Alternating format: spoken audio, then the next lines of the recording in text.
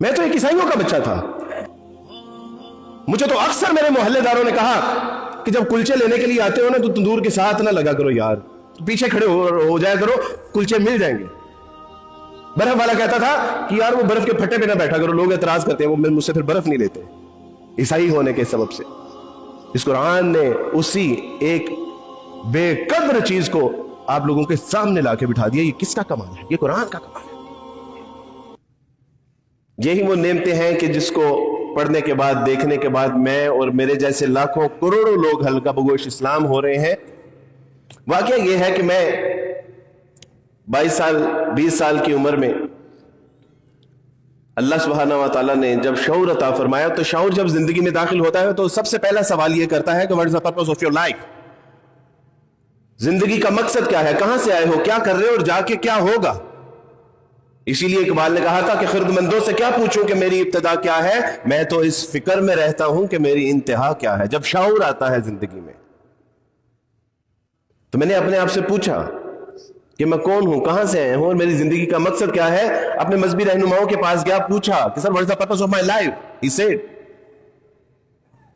You should die for Jesus, you should live for Jesus. तुम्हारा जीना मरना सब मसीह अलैहिस्सलाम के लिए है। मसीह अलैहिस्सलाम ने अपनी जान का कफारा देके तमाम इंसानों के गुनाहों का कफारा दिया, और अब उस पैगाम को पूरी दुनिया में पहुंचा के तुमने यह साबित करना है कि हम मसीह के लिए जीते हैं, मसीह के लिए मरते हैं। तो मैंने पूछा कि उस मकसद के लिए, पूरा करने के लिए मुझे क्या करना होगा? उन्होंने कहा कि आपको अच्छा सच्चा पक्का मसीही बनना होगा।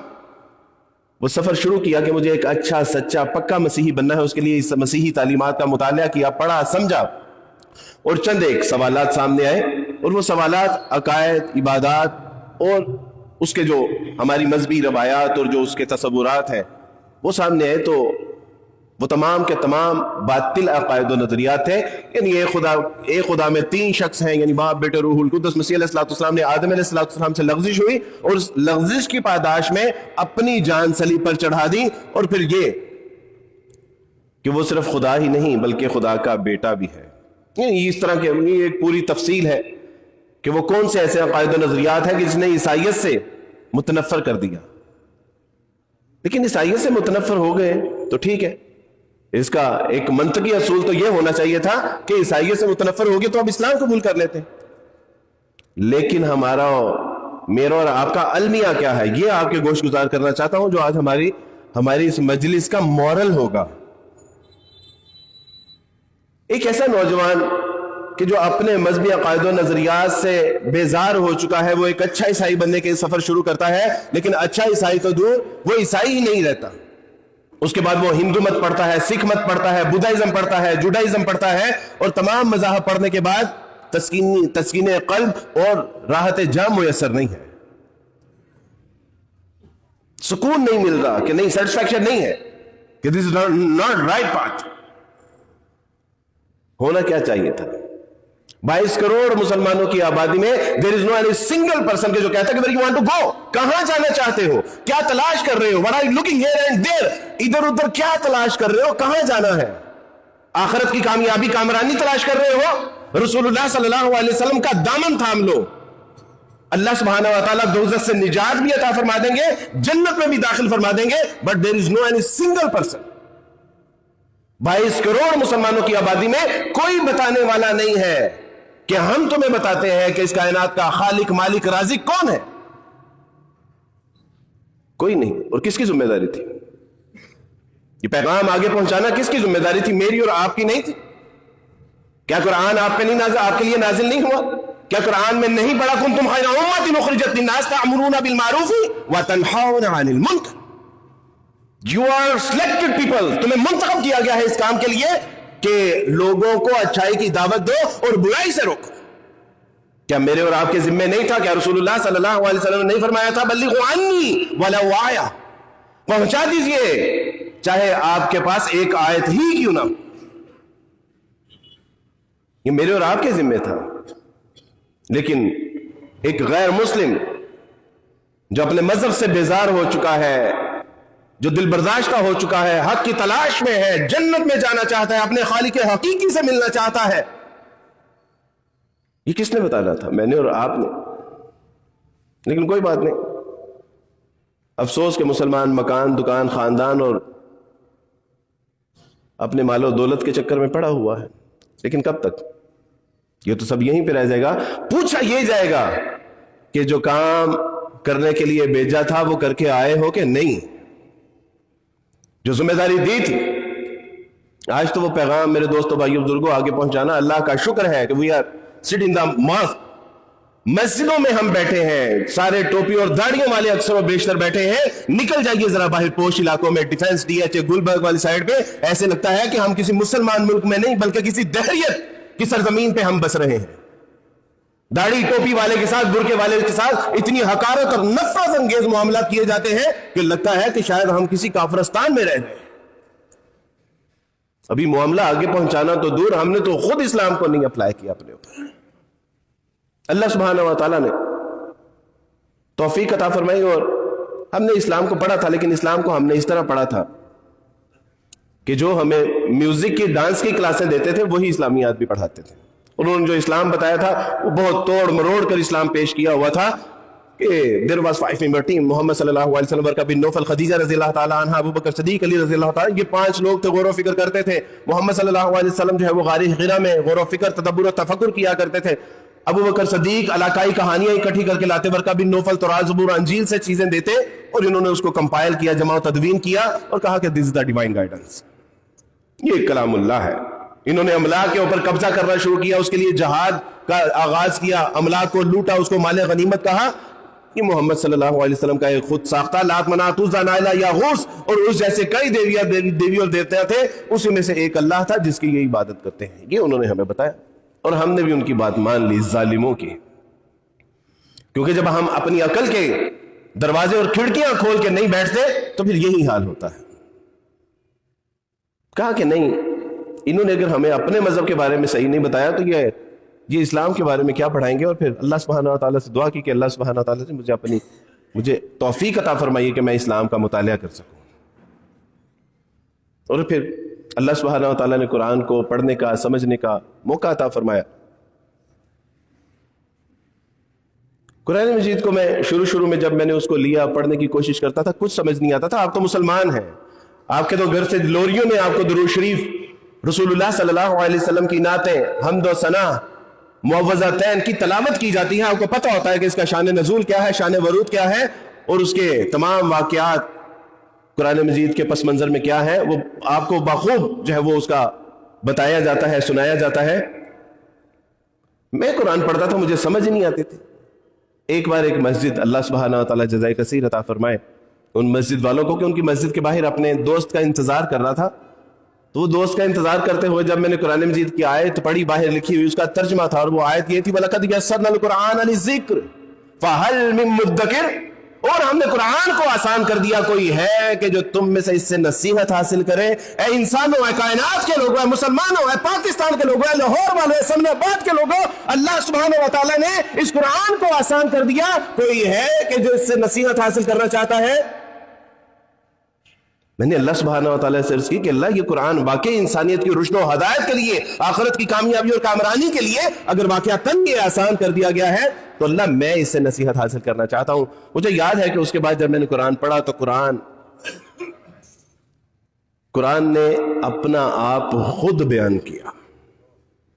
جب میں نے گھر آ کے آیت پڑھی الحمدللہ رب العالمین، تو مجھے اس دن ریئلائز ہوا کہ مسلمانوں کا الہ، مسلمانوں کا رب اتنا عظیم الہ ہے کہ جو تمام کائنات کا رب ہے۔ الحمدللہ رب العالمین، تمام تعریفیں اس اللہ کے لیے ہیں جو رب ہے تمام جہان والوں کا۔ اور ہم نے کیا پڑھا تھا؟ خداوند تمہارا خدا اسرائیل کا خدا ہے، خداوند تمہارا خدا ابراہیم کا خدا ہے، خداوند تمہارا خدا عیسیٰ اور موسیٰ کا خدا ہے، خداوند تمہارا خدا رب الافواج۔ لیکن مسلمانوں کا الہ الحمدللہ رب العالمین، تمام جہان والوں کا رب۔ اور ہونا تو یہ چاہیے تھا کہ وہ رب اتنا عزیز، اتنا جبار، کہ جو کائنات کا رب ہے، جو کھلا رہا ہے، پلا رہا ہے، جو امن دے رہا ہے، جو عبادت کے لائق ہے، ہونا تو یہ چاہیے تھا کہ وہ بہت روب اور دبدبے والا ہے۔ لیکن اللہ سبحانہ و تعالیٰ نے فرمایا کہ میرے انسانوں کے دل بہت چھوٹے ہیں، کہیں ڈر نہ جائیں، تو فرمایا الرحمن الرحیم، کہ وہ بہت مہربان اور رعایت رحم کرنے والا ہے. مالک یوم الدین، دیکھو میں نے تمہیں اختیار دیا ہے، تم نیکی کرو برائی کرو، ایک دن جو ہے وہ اس کا جزا اور سزا کا معاملہ چپتا دیا جائے گا. اور خبردار یاد رکھنا کہ دنیا میں تم شترے بے مہار بنے ہو، آخرت میں پکڑ ہوگی اور جو کمایا ہوگا اس کا عدلہ اور بدلہ کر کے حساب کتاب چپتا کر دیا جائے گا، اور کوئی اس دن اللہ کا ہاتھ روکنے والا نہیں ہوگا. مالک یوم الدین. کوئی بات نہیں، آج یہاں بے انصافی ہے، عدالتیں انصاف نہیں کرتی، ظلم و زیادتی کے بازار گرم ہیں، لیکن ایک دن اللہ نے فرمایا اس دن اللہ حاکم ہوگا. اس دن کا وہ ایک ایسا جسٹس ہوگا کہ اس دن نہ کوئی رشوت چلے گی، نہ کوئی سفارش چلے گی. کیونکہ یا اللہ یہ کون سا کلام ہے؟ یہ کلام اللہ ہے. ایاک نعبد و ایاک نستعین. اللہ نے خود ہی بتا دیا فلسفہ عبادت کہ دیکھو تم میری عبادت کرتے رہنا، میرے آگے جھکتے رہنا، میرے آگے گریہ زاری کرتے رہنا، میرے آگے گڑ گڑاتے رہنا. اگر تم میرے آگے جھکے تو میں تمہیں در در پہ جھکنے نہیں دوں گا. اے میرے بندوں، میری عبادت کرتے رہنا اور مجھ ہی سے مانگتے رہنا. یہ فلسفہ عبادت ہے. اہدنا الصراط المستقیم. میں کائنات کے لوگوں جو غور کر رہے ہو، جو سوچ رہے ہو کہ کہاں جانا ہے، کامیابی اور کامرانی کی منازل کیا ہے، یہ راستہ درست ہے یا یہ راستہ درست ہے، اللہ سبحانہ و تعالیٰ نے فرمایا کہ یہ راستہ درست ہے. مسیح علیہ السلام سے زندہ قرآن، ان اللہ ربی و ربکم فاعبدوہ ھذا صراط مستقیم. اور میرا اور تمہارا رب تو وہ اللہ ہے، بس اسی کی عبادت کرو اور یہی تو سیدھا راستہ ہے. اہدنا الصراط المستقیم. یہ ہے وہ سیدھا راستہ جو انبیاء علیہ السلام کا تھا، جو صدیقین کا تھا، جو شہداء کا تھا، جو صالحین کا تھا، جو مومنین کا ہے. یہ ہے وہ سیدھا راستہ. اہدنا الصراط المستقیم. اے اللہ ہمیں سیدھی راہ پہ چلا. پتہ چلا کہ یا اللہ یہ مسلمانوں کا الہ اور مسلمانوں کی کتاب اتنی عظیم کتاب ہے. میں نے ہلکا سا غور کیا کہ یہ کتاب اگر کتاب اللہ ہے تو تورات کے ساتھ جو ہوا، زبور کے ساتھ جو ہوا، انجیل کے ساتھ جو ہوا، وہ خود کہتی ہیں کہ تم نے خداوند اپنے خدا کے کلام کو بگاڑ ڈالا. کہیں 66 کتابیں ہیں، کہیں 73 کتابیں ہیں. کہتے ہیں کہ کتاب میں تحریف نہیں ہوئی، 7 کتابوں کا فرق ہے. کہیں مورمن کی الگ ہے، پروٹیسٹنٹ کی الگ ہے، کیتھولک کی الگ ہے. کہتے ہیں کہ تحریف نہیں ہوئی. تو میرے ذہن میں تھا کہ اگر یہ تمام کلام اللہ تھے، اگر ان میں تحریف ہو چکی ہے، قرآن خود اس کی تصدیق کرتا ہے، تو پھر قرآن میں تحریف کیوں نہیں ہو سکتی؟ تو قرآن نے کہا کہ الف لام میم ذالک الکتاب لا ریب فیہ ھدی للمتقین. الف لام میم یہ وہ کتاب ہے کہ جس میں شک شبہ نہیں، اس میں شک اور شبہ کا شائبہ بھی نہیں ہو سکتا. اِنَّا نَحْنُ نَزَّلْنَا الذِّکْرَ وَإِنَّا لَهُ لَحَافِظُونَ. بے شک اس قرآن کو ہم نے ہی نازل کیا ہے اور ہم خود ہی اس کی حفاظت کرنے والے ہیں. یہ کلام اتنا عظیم، اتنا عجیب و غریب کلام کیوں؟ کیونکہ اللہ وحدہ لا شریک ہے، محمد صلی اللہ علیہ وسلم خاتم النبیین ہے. آپ علیہ السلام کے بعد اب کوئی نبی نہیں آئے گا. ہاں جھوٹے کذاب مکار تو آ سکتے ہیں، نبوت کا دعویٰ تو کر سکتے ہیں، لیکن من جانب اللہ آخری نبی رسول اللہ صلی اللہ علیہ وسلم ہے. بحیثیت مجموعی امت کا عقیدہ ہے کہ آپ علیہ السلام کے بعد اب کوئی نبی نہیں. اور نبی تو اس لیے بھی آتے تھے کہ بعض پہلی تعلیمات میں جو تحریف و تبدل کر دیا جاتا تھا ان کی اصلاح بھی ہوتی تھی، عقائد و نظریات کی تطہیر بھی ہوتی تھی. اب چونکہ نبی کوئی نہیں آنا تو اللہ سبحانہ و تعالیٰ نے کتاب اللہ کی حفاظت کی ذمہ داری لے لی. This is the last and final statement. اب اس کے بعد کوئی کتاب نہیں ہے، اس لیے اب اس کتاب کی حفاظت کا ذمہ بھی اللہ سبحانہ و تعالیٰ نے لے لیا. میں کیا کیا بتاؤں آپ کو اس مختصر نشست میں کیا کیا عرض کروں کہ قرآن کے کیا کیا عجائبات ہیں. اللہ سبحانہ و تعالیٰ جنت الفردوس میں اعلیٰ درجات عطا فرمائے ڈاکٹر اسرار رحمت اللہ علیہ کو. وہ جس درویش نے، یا اس کے بارے میں یہ کہا جا سکتا ہے کہ وہ نصف صدی کا قصہ تھا، وہ پل دو پل کی بات نہیں، جس نے اپنی زندگی کا 3/4 حصہ صرف قرآن کو پڑھنے اور سننے اور سنانے میں لگا دیا. قرآن کے بارے میں کچھ سوالات ہوتے تھے، اعتراضات ہوتے تھے، اشکالات ہوتے تھے جو ہمیں بچپن میں بتائے جاتے تھے. میں ڈاکٹر اسرار رحمہ اللہ کے دروس میں اتاترک بلاگ وہاں میں شرکت کیا کرتا، تو ڈاکٹر صاحب وہی میرے اعتراضات، اشکالات اور سوالات کے جوابات دے رہے ہوتے تھے. یہ اللہ کا عجیب معاملہ تھا. اللہ سبحانہ و تعالیٰ القاء بھی تو کر دیتے ہیں نا، خیال، احساس، جذبات بھی تو پیدا کر دیتے ہیں کہ میرا ایک بندہ جو حق کا متلاشی ہے وہ آ رہا ہے آپ کے دروس میں، اور وہ ڈاکٹر صاحب انہی سوالات کے جوابات دے رہے ہیں. تو وہی کبھی سورہ مائدہ تھی، کبھی سورہ آل عمران تھی، کبھی سورہ مریم کے دروس چل رہے ہوتے، اور جو اعتراضات ہوتے تھے ان کے اشکالات اور سوالات کے جواب دے رہے ہوتے. اور ڈاکٹر صاحب رحمۃ اللہ علیہ وہ شخصیت تھی کہ جنہوں نے زمانہ عیسائیت میں ہی مجھے یہ کہہ دیا تھا کہ بیٹا ایک دن تم ضرور مسلمان ہو جاؤ گے. اور پھر اس درویش کی بات اللہ سبحانہ و تعالیٰ نے ایک دن پوری کر دی. اور میں حیران ہوتا ہوں کہ انہوں نے صرف یہ بات نہیں کی تھی کہ عبد الوارث ایک دن مسلمان ہو جائے گا، انہوں نے یہ بھی کہا تھا کہ ایک دن امریکہ ذلیل و رسوا کر کے جو ہے وہ افغانستان سے نکالا جائے گا. انہوں نے یہ بھی کہا تھا کہ عرب ممالک کن ممالک کے ساتھ اتحاد کریں گے. انہوں نے یہ بھی بتایا تھا کہ ترکی کا، روس کا، چین، پاکستان اور ایران کا ایک بلاک بنے گا. انہوں نے موجودہ حالات کے اوپر اتنی پیشن گوئیاں کی کہ ہم سامنے بیٹھ کے دروس سنا کرتے تھے، اور میں کہتا تھا کہ بابا جی کو کیا ہو گیا ہے، کبھی امریکہ ذلیل و رسوا ہو کے نکالا جائے گا امریکہ افغانستان سے؟ How it's possible. اور پھر 2021 میں ہم نے دیکھا کہ جو قرآن کی نگاہ سے عالم کو دیکھتا ہے، اللہ سبحانہ و تعالیٰ اس کو وہ کچھ دکھاتے ہیں جو وقوع پذیر ہونے والا ہوتا ہے. یہ قرآن کہ جس کی ہم نے کوئی قدر نہیں کی، اللہ کی قسم اس قرآن کی قیمت اگر 50,000 رکھ دی جائے نا تو آپ اسے خریدیں گے بھی، آپ اسے بچوں کو پڑھائیں گے بھی، اس کو یاد بھی کروائیں گے، آپ اس کی قدر و منزلت بھی کریں گے، اس کے سنبھال اور سینت کے بھی رکھیں گے. کیوں؟ کیونکہ پیسے لگائے ہوئے ہیں. آج یہ ٹوٹی پھوٹی مسجدوں میں، پھٹی ہوئی صفوں میں جو علماء کرام اپنی پوری زندگی لگا دیتے ہیں نا آپ کے بچوں کو مفت قرآن مجید پڑھانے میں، سکھانے میں، سمجھانے میں، اس لیے اس کی قدر نہیں ہے. میتھ، بایولوجی، سائنس اور ٹیکنالوجی کی قدر اس لیے ہے کہ لاکھوں روپے فیس دے کے ہم اپنے بچوں کو سکھاتے ہیں، لیکن وہ قرآن کہ جس کو کائنات کی کامیابی اور کامرانی کے لیے اللہ نے نازل کیا، اس کو ہم نے جو ہے وہ مال مفت دل بے رحم کر دیا. یہ قرآن کہ جس کے بارے میں اللہ سبحانہ و تعالیٰ نے ارشاد فرمایا کہ یہ وہ کلام ہے کہ جو کسی پہاڑ کے اوپر نازل کیا جاتا نا. ڈاکٹر صاحب رحمۃ اللہ علیہ جھوم جھوم کے اس آیت کو پڑھا کرتے تھے کہ لو انزلنا هذا القرآن على جبل لرأيته خاشعا متصدعا من خشية الله وتلك الأمثال لنضربها للناس. کہ یہ کتاب، یہ کلام، یہ میرے رب کا، یہ کسی پہاڑ کے اوپر اگر نازل کیا جاتا تو وہ پہاڑ دبتا، پھٹتا، ریزہ ریزہ ہو جاتا.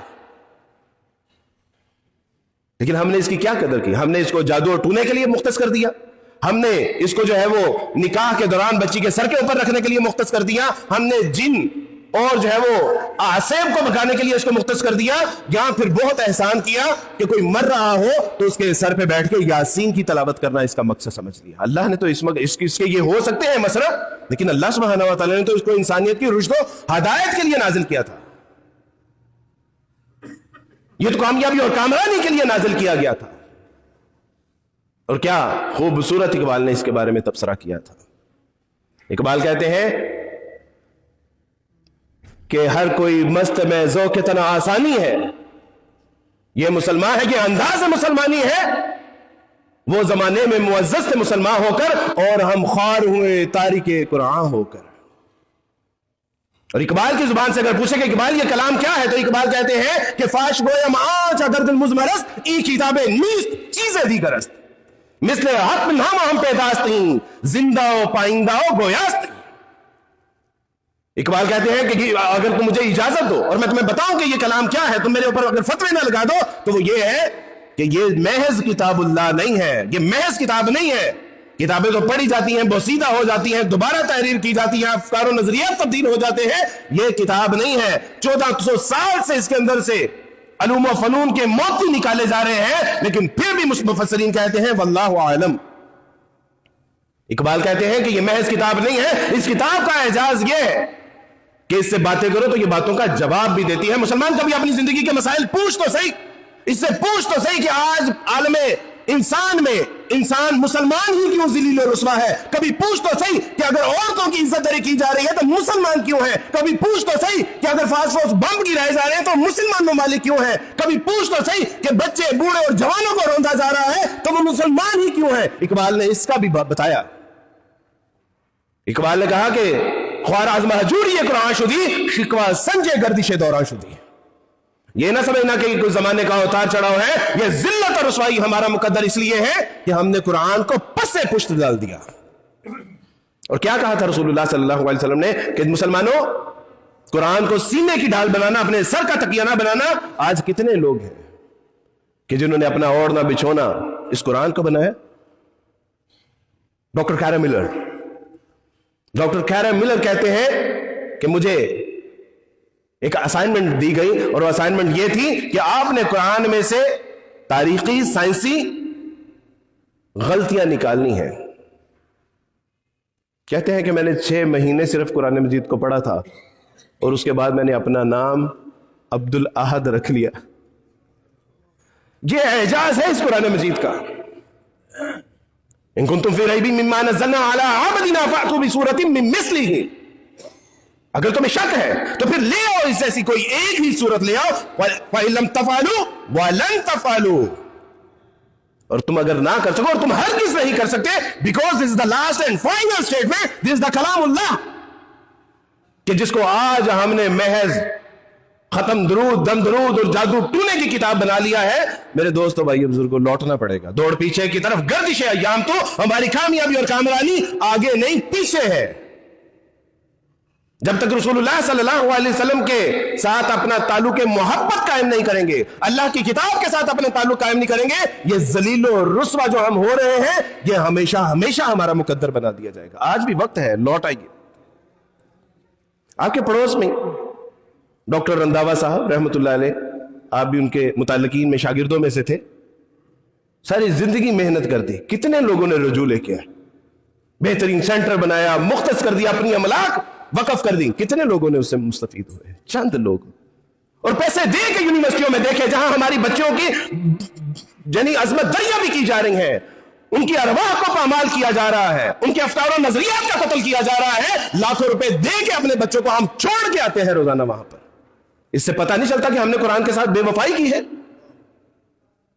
ایک ماں مسجد کے باہر بیٹھ کے مانگ رہی تھی اور پوچھا بچے نے, ایک لڑکے نے پوچھا کہ اماں جی آپ تو احمد کی ماں نہیں ہے؟ کہا کہ ہاں. کہا کہ احمد تو باہر گیا ہے اور آپ یہاں مانگ رہی ہیں. کہا بیٹا وہ احمد کو میں اس لیے تنگ نہیں کرتی کہ وہ چلا گیا باہر, پتہ نہیں نوکری ملی ہے کہ نہیں ملی, لہٰذا میں گزر بسر کرنے کے لیے مسجد کے باہر بیٹھ جاتی ہوں. کہا کہ ماں جی اٹھیے میرے ساتھ. کہا ماں جی احمد نے آپ کو آج تک کچھ نہیں بھیجا؟ کہا بیٹا وہ بھیجتا ہے, ایک رنگین سا کاغذ ہوتا ہے, اس کو میں اپنے بیٹے کی نشانی سمجھ کے دیوار کے اوپر چسپا کر دیتی ہوں. اللہ اللہ خیر صلی اللہ. کہا کہ میرے ساتھ چلیے. گھر گئے تو دیکھا کہ وہ منی آرڈر تھے اور لاکھوں روپے کے منی آرڈر تھے کہ جس کو وہ ماں نہ سمجھنے کے سبب سے جو ہے وہ دیواروں کے اوپر چسپا کر رہی ہیں اور اس کو پتہ ہی نہیں ہے کہ یہ لاکھوں روپے کا. اے مسلمان کا بھی دیکھ اپنے گھر میں پڑے ہوئے قرآن کو, دیکھ اس میں کہ اللہ سبحانہ و تعالیٰ نے کیا علوم و فنون اس میں جو ہے وہ پیوست کر رکھے ہیں. دیکھ کہ اللہ سبحانہ و تعالیٰ نے اقوام کی کامیابی اور کامرانی کے راز اس میں مضمر کر رکھے ہیں. خدا تجھے کسی طوفان سے آشنا کر دے کہ تیرے بحر کی موجوں میں اضطراب نہیں, تجھے کتاب سے ممکن نہیں فرار کہ تو کتاب خواہ ہے مگر صاحب کتاب نہیں. اقبال کہتے ہیں کہ تو کتاب تو پڑھی جا رہا ہے طوطی کی طرح, لیکن تجھے سمجھ نہیں آ رہی کہ اللہ سبحانہ و تعالیٰ نے اس نے تیری کامیابی اور کامرانی کا راز کہاں چھپا رکھا ہے. اس کتاب کو ایک عیسائیوں کا بچہ جب پڑھتا ہے تو اللہ سبحانہ و تعالیٰ اس کو منبر پہ پہنچا دیتا ہے اور آج وہ تمام مسلمانوں کے ساتھ خطاب کر رہا ہے. یہ ہے اس کلام کا اعجاز. میں تو ایک عیسائیوں کا بچہ تھا, مجھے تو اکثر میرے محلے داروں نے کہا کہ جب کلچے لینے کے لیے آتے ہو نا تو تندور کے ساتھ نہ لگا کرو یار, پیچھے کھڑے ہو جایا کرو, کلچے مل جائیں گے. برف والا کہتا تھا کہ یار وہ برف کے پھٹے پہ نہ بیٹھا کرو, لوگ اعتراض کرتے ہیں, وہ مجھ سے پھر برف نہیں لیتے عیسائی ہونے کے سبب سے. اس قرآن نے اسی ایک بے قدر چیز کو آپ لوگوں کے سامنے لا کے بٹھا دیا. یہ کس کا کمال ہے؟ یہ قرآن کا کمال ہے. اللہ نے بتا دیا, اللہ نے سمجھا دیا کہ مجھے مسلمانوں کی کوئی ضرورت نہیں ہے. اللہ سبحانہ و تعالی اپنے जमादात और नबातात से भी काम ले सकते हैं, अल्लाह कीड़े मकोड़ों से भी काम ले सकते हैं।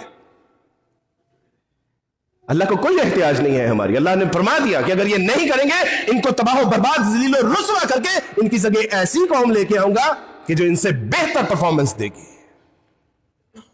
क्या अब भी जिल्लत और रुसवाई में हमें कोई शक है? क्या अब भी अपनी गैर जिम्मेदारियों का एतराफ नहीं है? नहीं मेरे दोस्तों भाइयों, या अय्युहल इंसान मा गर्रका बिरब्बिकल करीम, ओए लोगों कहां जा रहे हो? अपने रब्बे करीम रब्बे रहीम को छोड़ के कहां जा रहे हो? वो पलट आओ, ओए लौट आओ, जलीलो रुस्वा हो जाओगे। रब से सुलह कर लो, कुछ नहीं वो कहेगा, वो तो माफ करने वाला है, वो तो हजारों माओं के बराबर जो है वो मोहब्बत करने वाला है। लौट आओ, पलट आओ, अपने रब्बे रहीम रब्बे करीम रब्बे शफीक की तरफ लौट आओ, वो माफ करने वाला है, दरगुजर करने वाला है।